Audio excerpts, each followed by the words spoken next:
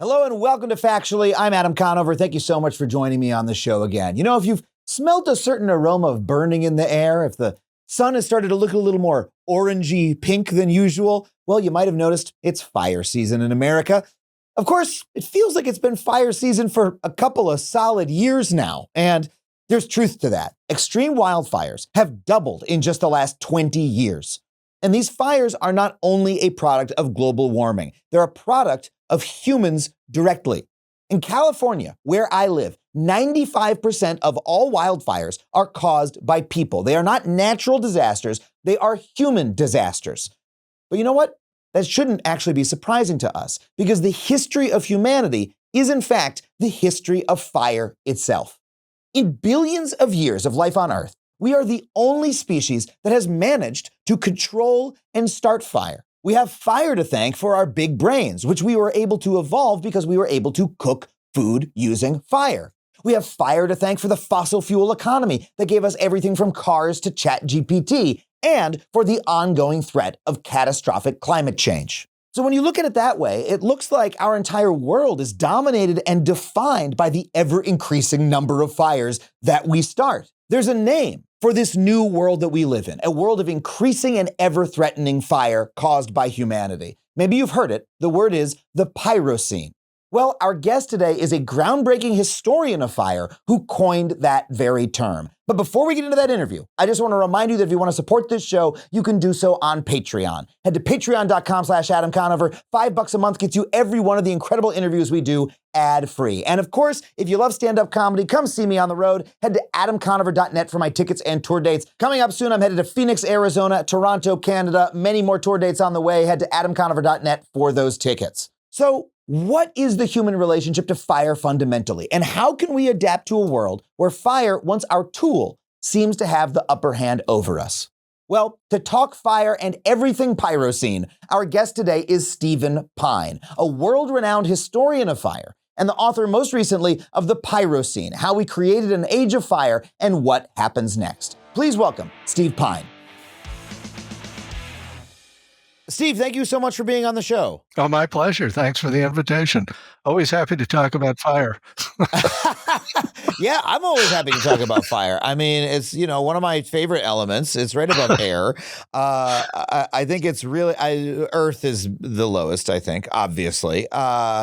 Your work has led to the popularization of this new term to describe our era, the Pyrocene. What does this mean? Well, the Pyrocene is my response to colleagues and other commentators who think that the future is not only dire but strange, and we have no analog for it. We're headed into a no analog future. And it seemed to me that we have both a narrative and an analog. And the narrative is humanity's unbroken relationship with fire, a kind of mutual assistance pact. And the analogy is that we're creating the fire equivalent of an ice age.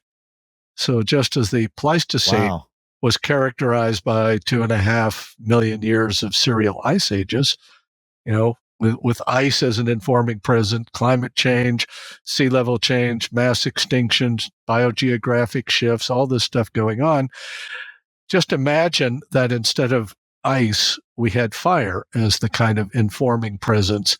And what would it look like? It would look pretty much like an ice age informed by fire. And that's really the world I see maturing. That is... No, it actually works. I mean, all analogies break down. As scientists say, all models fail at some point, but some are useful.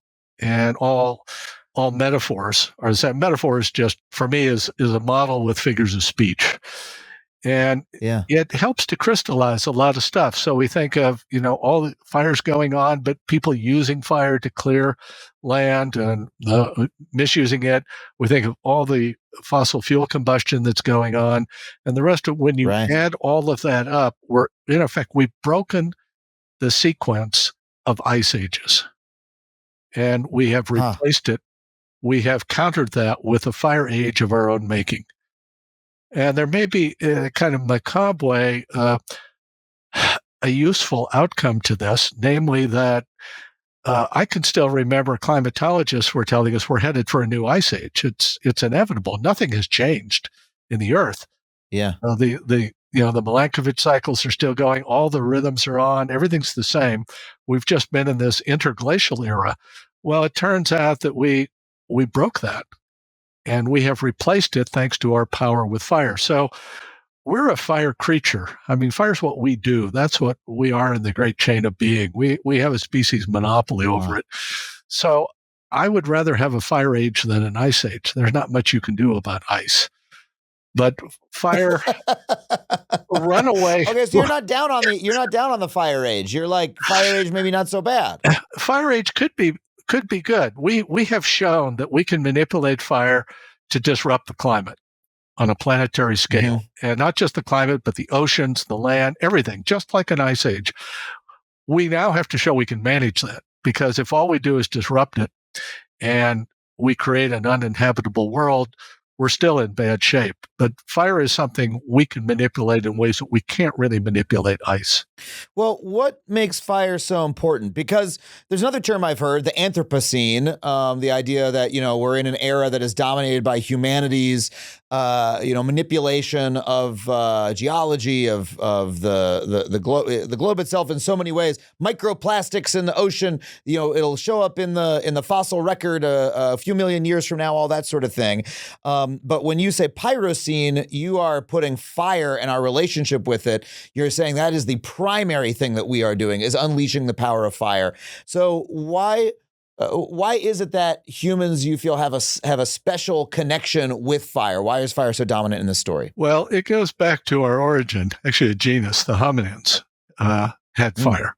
Neanderthals had fire. Homo erectus could cook food, and probably really and there's a lot of evidence that was critical in shrinking guts and expanding heads, that you get a lot more nutrition out of food if you cook it. And I think that makes a lot of sense. So, I mean, in shorthand, here's the story, is that we got big heads and small guts because we learned to cook food.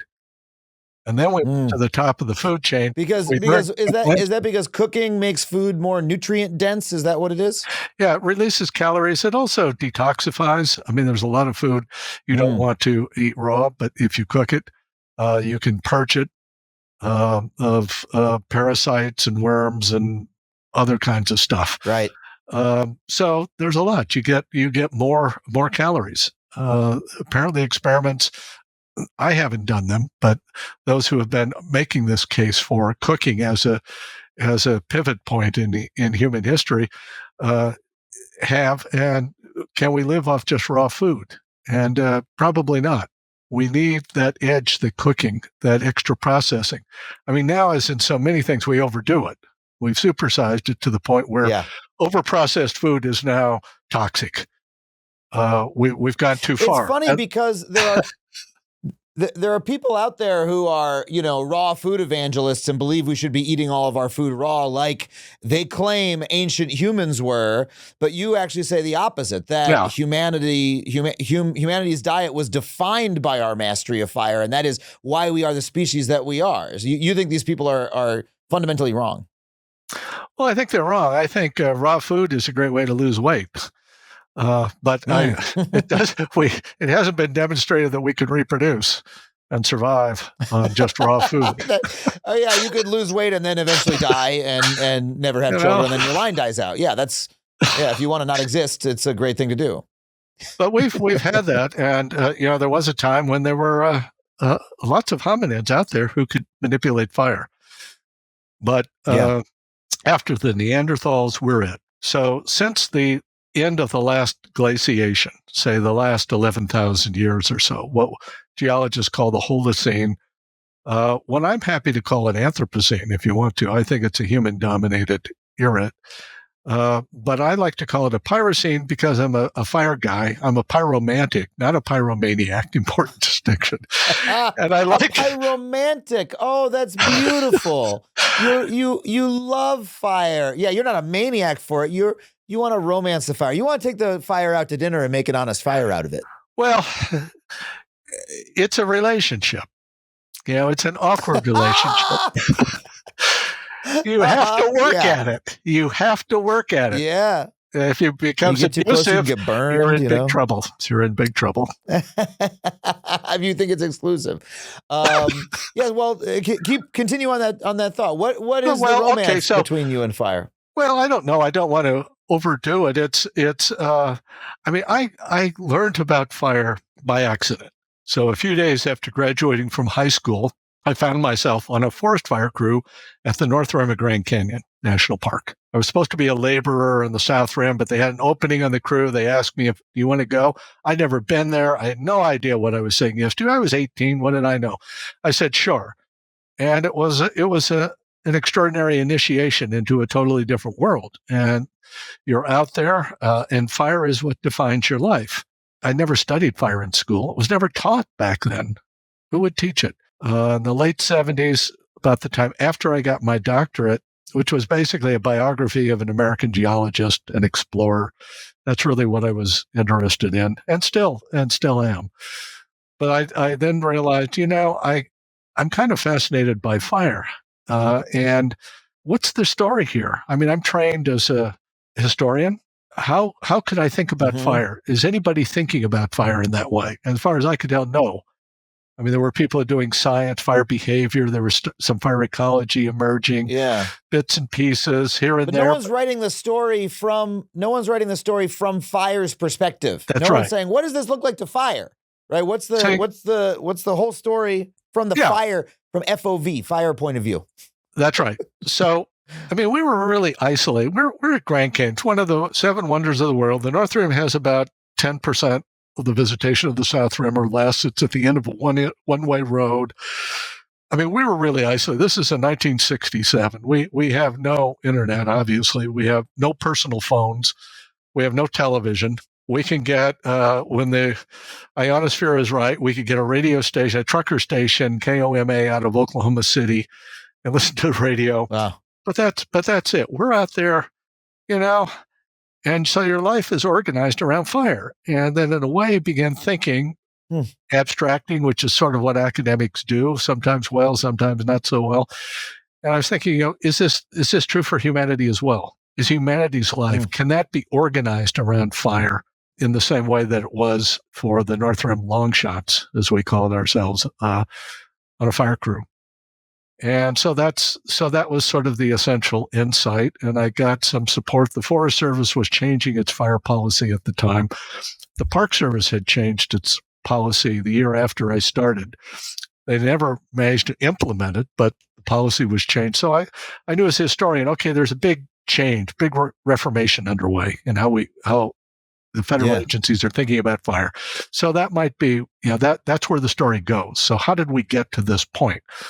And so I wrote a book, and then I decided I'd keep going, and I could continue to drill down in the American story more. I mean, it was like being on the American River in California in 1848. I mean, you're just walking down, picking up nuggets off the sandbars. I'm looking around, look at all this fire stuff. This is great stuff. Why aren't there 200 people fighting each other over these sandbars? I mean, the stuff is just out there. Well, nobody's trained to look at it that way.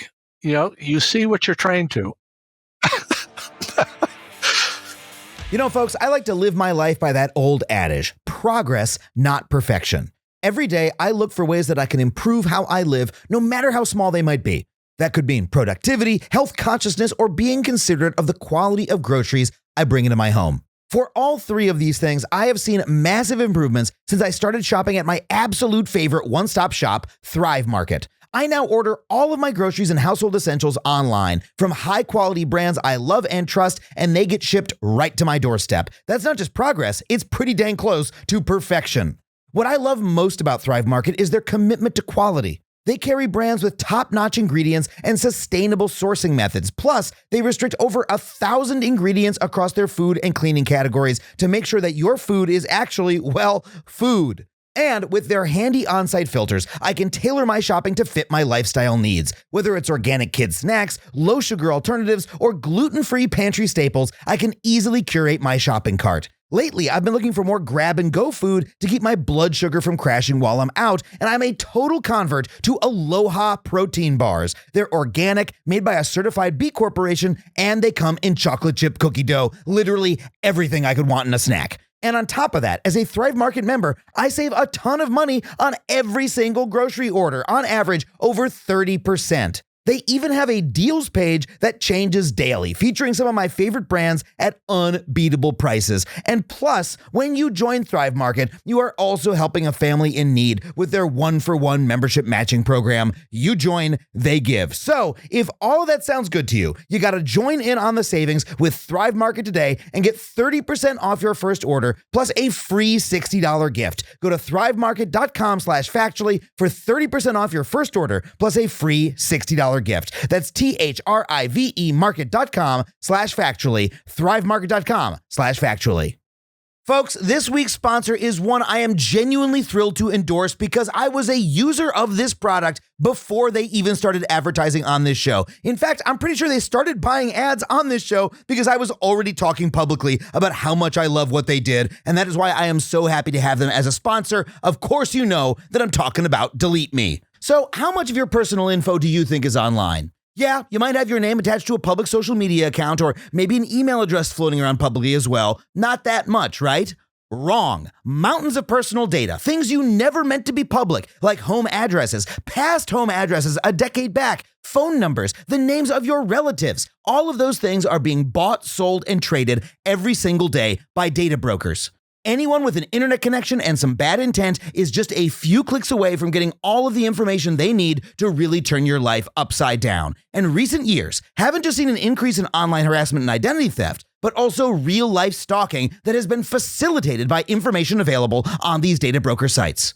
You know, a couple years back, I found myself getting harassed by people who found my information on the internet. So I signed up for Delete Me, and it is one of the best decisions I have ever made. Their teams of experts work tirelessly to find your information on the internet, remove it, and keep it gone.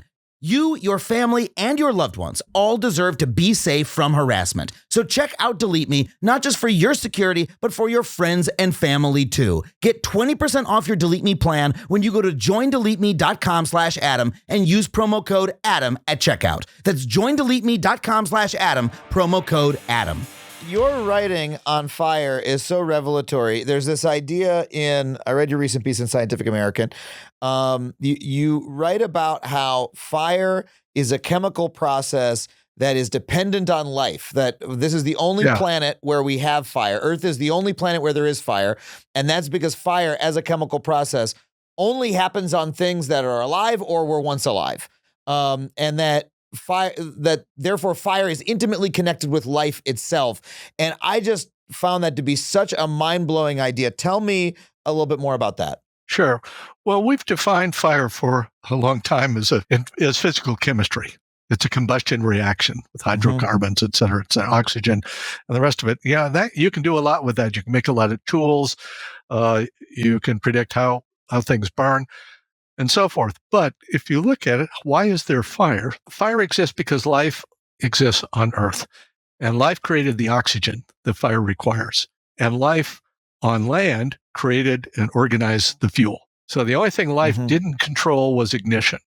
And that is until a couple million years ago when hominids acquired that. And so suddenly, the great majority of fires in the world now are the result of humans, directly and indirectly. So again, life has sort of continued to absorb fire, and fire depends on it. So fire, in some ways, interesting question, is fire alive?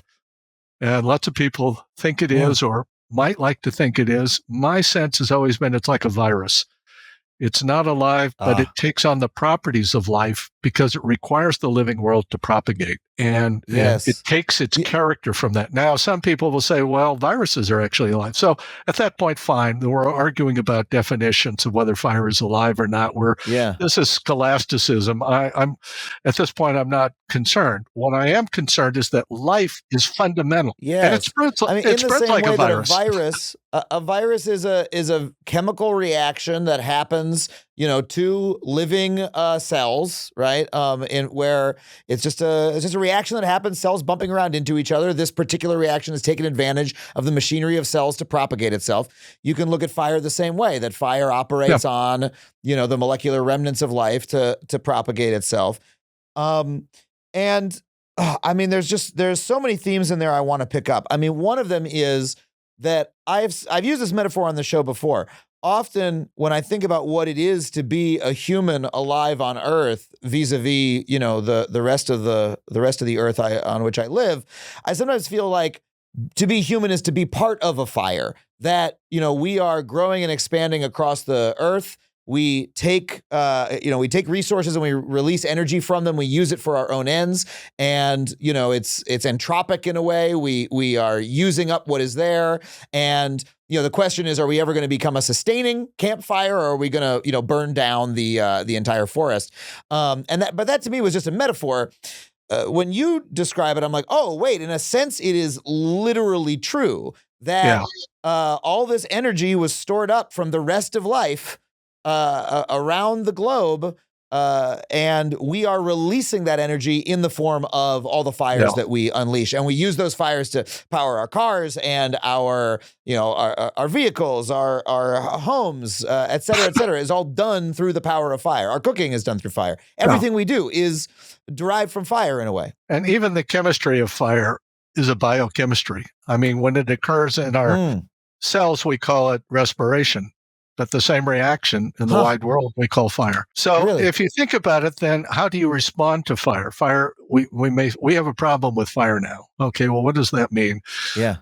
If you define fire as a physical chemical process shaped by its physical surroundings, then you have physical countermeasures. You treat it like a tsunami, or you treat it as some kind of physical event that's a disturbance and a threat, and you remove the fuels away from it. Well, if you think about fire as part of the living world, then maybe we ought to be thinking about biological controls as well. Ecological engineering, rather than just saying, okay, this is so much fuel, we've got to bulldoze it out of the way to protect ourselves. Well, maybe there are more sophisticated ways to do this. Fire and the living landscape have been together for 420 plus million years. When we've got fossil charcoal, as soon as plants are on continents, they start burning. So there's a lot of give and take in all of that. And that also recognition then gives other insight into what it means to burn fossil fuels, or what I think of as lithic landscapes, once living, now fossilized, because they have no checks and balances. And it's so funny that, we call them fossil fuels. We know they're called fossil fuels. We so rarely think about the fact that it's the remnants of living organisms, that it is sort of the final stage of life on Earth is oil that we burn. Sometimes people say, oh yeah, I'm putting dinosaur bones in my car or whatever. People sort of know that, but the fact that it's life, I'm sorry, I cannot think about this enough, that, the sun's rays came and hit the earth, life evolved to turn that sunshine into energy, right? For the plant, and then later the animals that ate it. Then all those plants and animals, they die, they get crushed down into little fossils, they get squished and squished and squished. That gets turned into oil. So all of that stored sunlight, that life turned into energy, is in the earth. And now here we come along and we're taking that out and we're burning it again and releasing all that energy back into the atmosphere. And the fact is, it's life all the way down. We are burning up life to create the world in which we live, and we're heating the planet doing it. I mean, it's like, it sounds like science fiction when you describe it that way, but that is what is literally happening. Yeah. And you get, what's the value of this? Well, you think about it differently. So maybe instead of trying to do the same stuff over and over again, we've got a response. Maybe there's another way to think about it. So how does fire spread? It spreads by contagion. It's essentially the same model. So we're back to a virus model. How might we think of megafires? Is this just a physical event, a tsunami or an earthquake or a big ice storm or something, a hurricane? Or is it more like an emergent plague? Here we've got a broken biota. We've mucking around with it. And now we've released it. We've created conditions. If you think about that, then how do you respond to it? Well, how do you define it? So I think that, there's no one way to think about it. Fire is a shapeshifter. It takes its form from its context. If we're back, fire and ice. Ice is a modernist. Nature is modernist. Fire is nature is postmodernist. It's all about settings and context. Wow. So it's always shifting. And I'm fine with that. That's a very literary mode of analysis. Ice is modernist and fire is postmodernist. Yeah. I spent a season in Antarctica. You spent a season in Antarctica? Yeah. After my fire crew ended, I learned about this Antarctic fellowship. I spent Christmas at the South Pole and New Year's at a place called Dome Sea, East Antarctica, which is pretty much the end of the world. So I got a full immersion baptism in ice. And what a world shaped by ice would look like. I live here in California, in Southern California, where every single year there's a fire. I'm sure there's one right now in LA County that people don't even, they don't even show it on the news anymore. It's so common. You just see the sun looks weird and you're like, oh, there must be a fire somewhere. That's why we have a pretty sunset today. And we have this sense that those fires are not being managed well. The fire is 0% contained and it's threatening homes and da-da-da. And so you were saying there must be a better way to do it. I'm curious, are there examples of human civilizations that have managed fire better than we do here in the United States right now? Well, the divide seems to be whether you develop or not. If you're in the developed world, if you've modernized, which is to say you've converted to fossil biomass civilization, you have megafires. If you don't, why is it that all the megafires are in developed countries? The countries that have the most science, the heaviest technology, the greatest wealth, why are these places the ones being pounded? And why did that happen over the last half century? What is going on here? Well, obviously it's a part of that process. Here's the historian speaking. We've created a world in which our relationship with fire fundamentally changed. And our overcommitment, our obsession with fossil fuels and the power it made possible. As I said, fire had always been a kind of relationship. We help fire, fire helps us. But we've turned it into a kind of factory farm for combustion, and we get a lot of power out of it. But we don't. Where does all the waste go? It's just pollutant on a planetary scale now. So we've taken it out of its old setting, so it no longer behaves as it should. And it's not just climate change; it's also how we structure our life on the landscape. How do we build our homes and cities? What do we do for agriculture? What about nature preserves? How do all these things go together? The developed world has one pattern, and fire does what fire does. It integrates its surroundings, and this is what you get.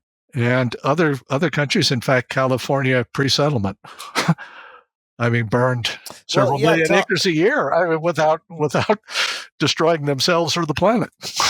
Tell me about that. What made those fires different in California? I assume you mean pre-European colonization. Well, there was a long experience with people. Climate change, coming out of the last ice age, people on the scene, people using fire. There's a lot of interaction, and you can't do whatever you decide you want. Now some of our power concentrated in machines and so forth, we think we can just do this, and we're more powerful than the consequences. Well, we aren't. But that wasn't true. There was a give and take. And in many of the landscapes, particularly montane forests, lower elevation, grassy areas, and so forth, fairly easy to burn, were routinely burned. They were burned, many of them every year, others on, say, a 3 to 5 year cycle, maybe 10 years. It varies, mostly burning in patches. Once you begin developing this pattern, then you don't have these huge monocultures of fuel waiting to burn. So you've broken the landscape down, and you're substituting your fires for wildfires. And so in some ways, the argument can be made that these really aren't wildfires. They're feral fires. They're fires that were once quasi-domesticated.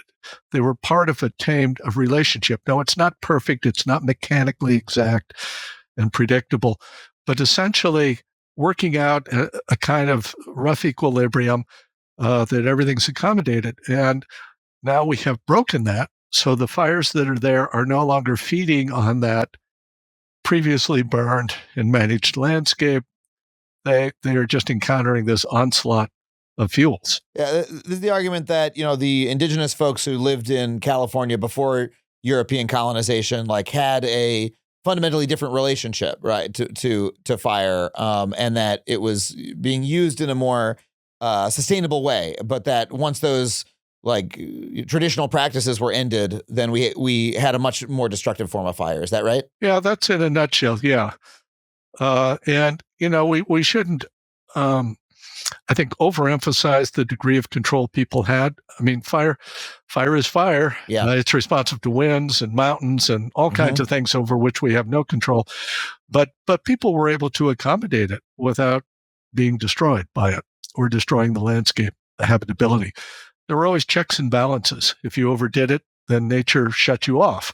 And so you had to rebuild from that. And now we've simply overloaded everything. I mean, not just the climate, the oceans, the land, everything's out of whack. And I would say it's not even just fossil fuels. It's the fossil biomass. Think of all the plastics. Think of all the other tar and asphalt and everything, all the matter that we've taken out of the geologic past, and we plunked it down here now. I was watching Jurassic Park the other day, which I haven't seen for a long time, and the comment was, well, people and dinosaurs haven't been together for, 65 million years separate them, and you've got to expect some unexpected if you put them together. And that's sort of what we've done. We've taken this stuff out of the geologic past. We burned it and processed it, plunked it down in the present, and we released all the consequences to the future. And that, in a sense, is no wonder it's out of control. But it also makes you wonder, were there any dinosaurs that could control fire? I mean, it doesn't have to be hominids. A velociraptor with a torch. Now that is a scary thought. Well, if they could, wow, you really did just watch Jurassic Park. You're like, oh, but what if a velociraptor got a hold of a torch? That would be fucking crazy, dude. I love where your mind is going, but that is a geologically massive change. That there was all of this energy trapped underground, in the form of old biomass, and we take it out and we burn it. We burn it, we turn it into plastic, we release it into the atmosphere, we do all this, and we literally just physically have taken it out of the ground. And that's a massive change for Earth. And that is when people start talking about the Anthropocene and the Pyrocene. That's what they mean, right? That the change is that massive. It is. We could discuss about when that starts. And a lot of people would say it only begins with wholesale burning of fossil fuels. I think it begins at the end of the last glaciation. The ice is melting, the earth is warming, the earth is becoming more fire receptive, and a fire-wielding creature who can go everywhere is now spreading across that planet, and we're interacting. And it is an interaction. There are limits. We can't just do whatever we want. But within that, we have we can push the plastic around. It's elastic to a certain extent, and we really change things, and we've been changing it, and I think we have been changing it.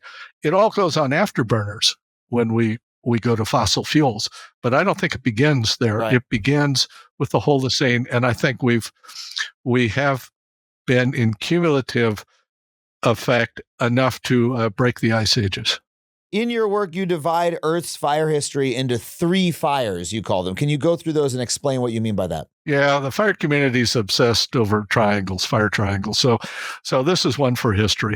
What I call first fire is the fire that existed for 420 plus million years without people. As soon as fire was possible on land, it starts burning. Not every place burns the same way or every year or whatever, but fire is always there. It's part of the system. And then hominids come along and begin taming it. They begin cooking for food, but then they begin cooking landscapes. And that sort of takes us to the top of the food chain. I mean, and now we began cooking the planet, but that's a different stage. But I consider that sort of tamed human interacting with fire, that mutual assistance pact that was created as a second fire. There's an old notion of a second nature. Cicero talks about it in one of his essays. It's as though humans had taken raw nature and with hand and wit had remade it. And that's what we did. And fire would be a part of that in a sense. And then third, fires only exist because of people, and that's the combustion of fossil fuels, which is outside the old ecological checks and balances, the whole system. And that is competing and disrupting the other patterns of fires, which is part of what's giving us our problems. Now, I'm happy. I mean, I like having a fireplace. We've got a cabin in the mountains, not in Phoenix. You're not going to burn fires here, certainly not this time of year. But go up where it's nice, sit around a campfire. It's a very mellowing experience. People tell stories. Yeah. It's very natural. I'm happy that my house is no longer filled with smoke, which houses were. I'm pleased that it's not under threat from fire the way it was a century ago, or cities are burning routinely, et cetera, et cetera. That's all to the good. But when we try to extend that conversion, that transformation to a fossil fuels surrogates for fire, to the countryside, then we get into deep problems because fire had an ecological role there, and we can't find a surrogate for it, and we can't take it out without upending, delaminating whole systems, which is what's going on. So I think there are ways in which I'm happy for it.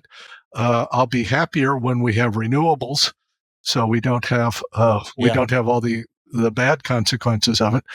But one of the things that happens here, we're back to the developed world, is that very few people have any relationship to fire anymore.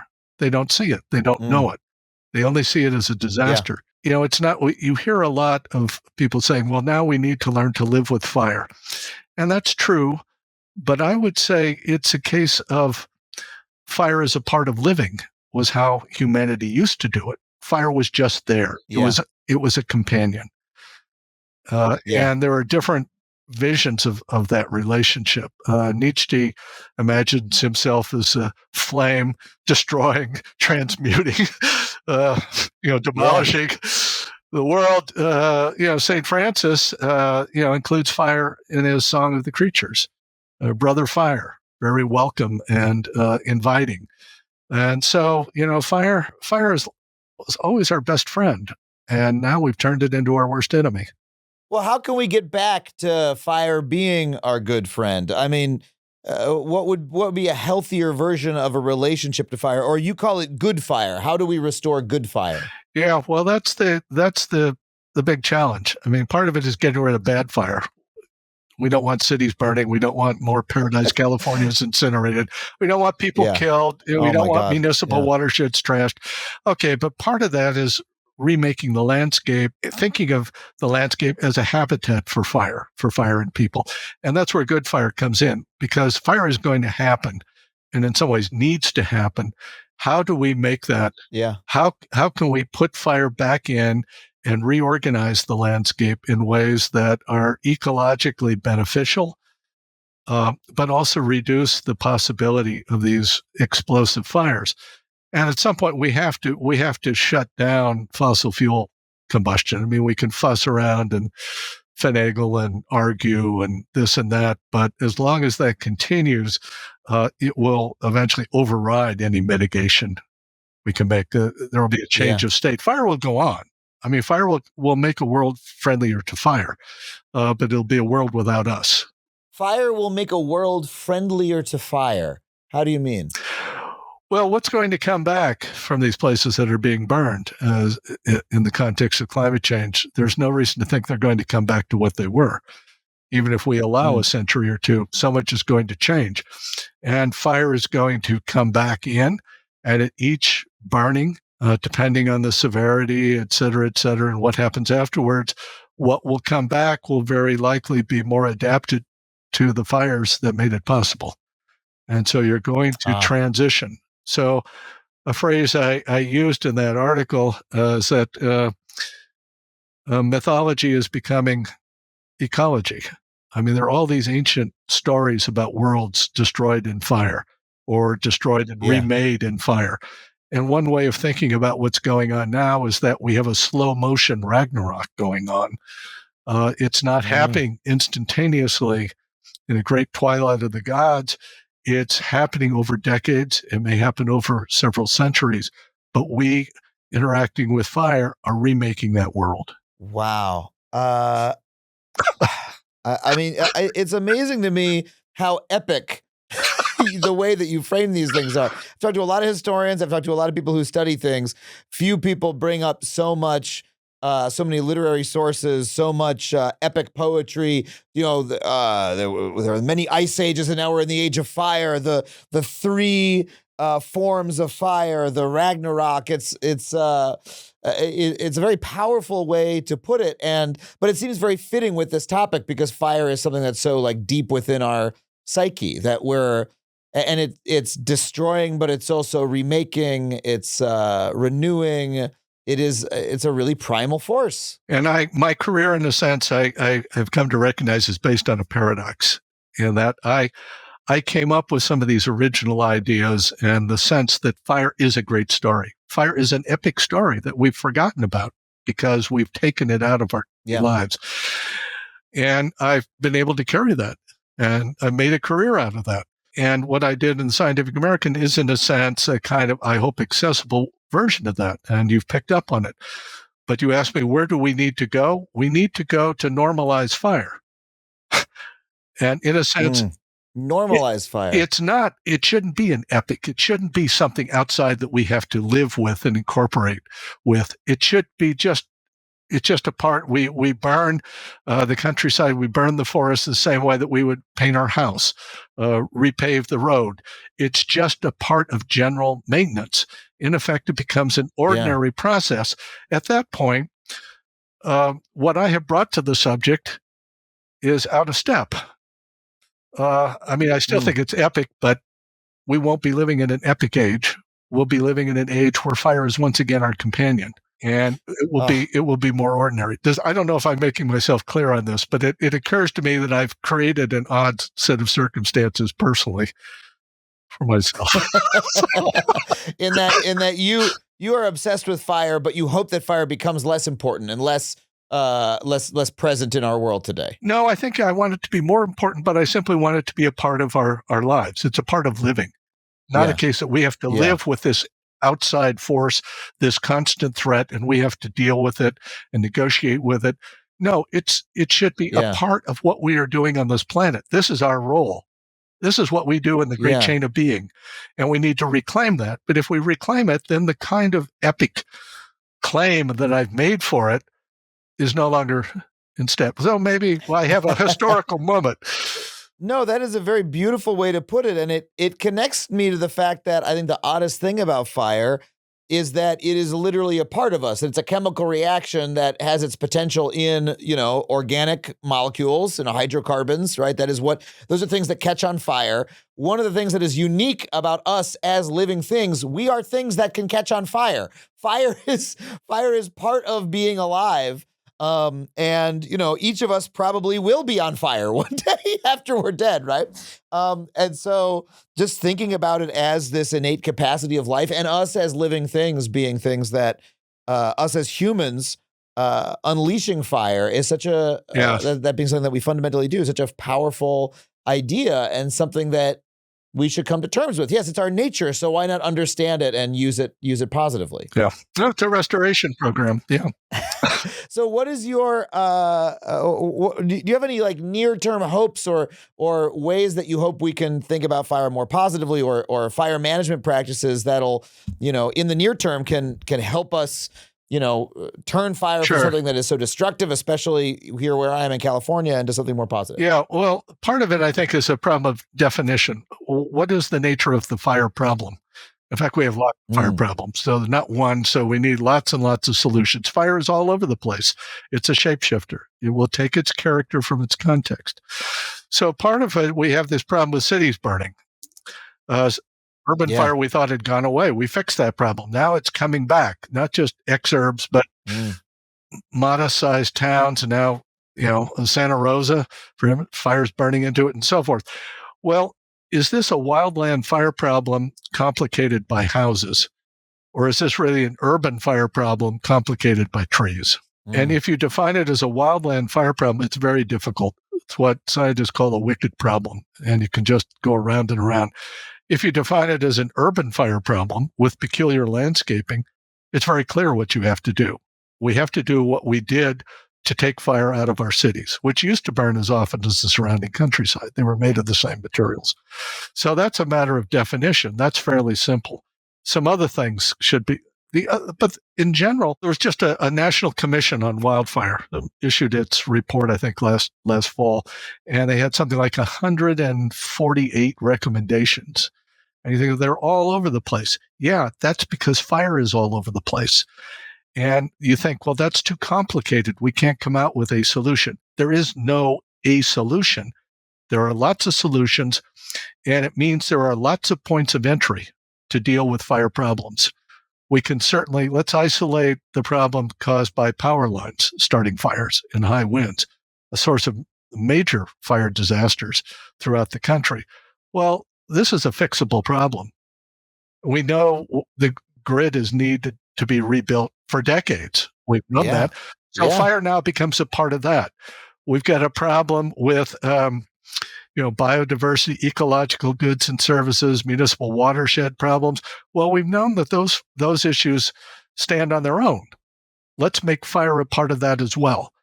So again, instead of having fire as something outside there that we live with, it is now a part of all the things we do in living, in how we live on the land.